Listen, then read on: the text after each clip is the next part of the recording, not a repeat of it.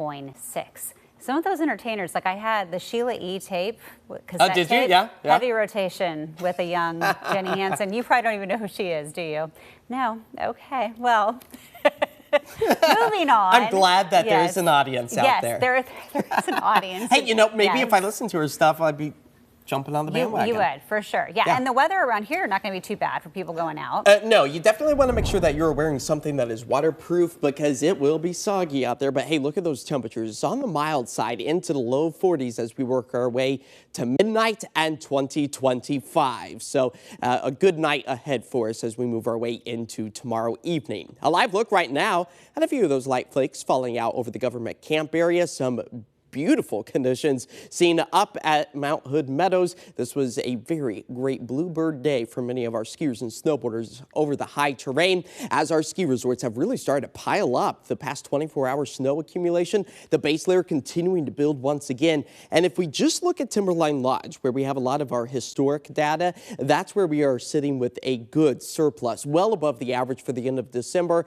and the start of January. So really liking this trend continuing to take us well into the winter season. As we take a live look right now out over downtown Portland, the West Hills, seeing just a few of those lower hanging clouds overhead as everything is dry right now. That won't necessarily be the case for the rest of this evening, with a stray raindrop or two still a possibility as we hover just a degree shy of 50 at this point in time. So really quite comfortable out there when we're talking about the end of December as that cloud coverage stays persistent through the overnight hours tonight. Some breakdown in the cloud coverage could lead to some patchy fog in areas as those temperatures start to cool once again. But there you go, a splash and dash shower potential over the high terrain of the Coast Range, pressing its way from the west to the east. No snow to speak of over the Cascades, a bit of a different picture than what we have been experiencing after our rain accumulation so far today. Kind of lackluster comparatively speaking, with just a couple of 1/100ths of an inch out towards McMinnville, closer to that 1/10 of an inch mark, just the same out towards Astoria. But as far as our rain accumulation goes for the month of December,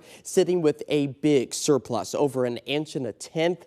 That is well above the average of about 5 3/4 of an inch we should typically see by the very end of December. But here you go, our next storm system already in the works. So high pressure drying us out tonight briefly before another low starts to take aim at much of the Pacific Northwest, increasing that shower potential for New Year's Eve night. Snow falling once again over the high terrain at the Cascades as that flow of moisture continues to find its way back into western Oregon and southwest Washington. As our future cast really does hold on to that cloud coverage and the fog for the start of the day tomorrow, reducing visibility for many of us. Now, some of the green you'll notice starts to move its way back into the Willamette Valley by about 3 o'clock on Tuesday afternoon. So tomorrow, not likely to actually see those heavy rain showers until after sunset. That's where the moisture is widespread. Heavy mountain snow again falling over the high terrain as we see a few of those hit and miss rain showers for the first day of 2025. So here's our breakdown as far as the rain accumulation goes. Just anywhere from about 1/10 of an inch to 1/4, maybe even closer to a 1/2 inch in parts of southwest Washington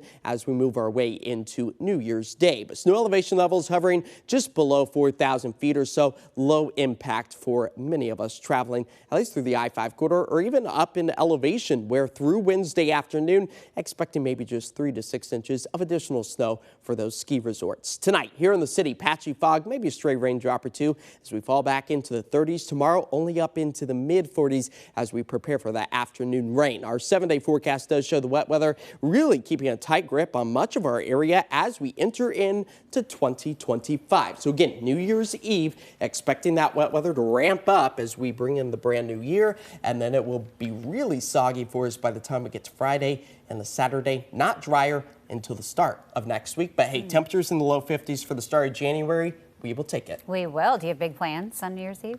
You'll see me right here on KOIN 6 News. The biggest of all plans. The biggest. Yes. So come and join us. Okay. Hey, coming up, only 2 survivors. What we know about the plane crash.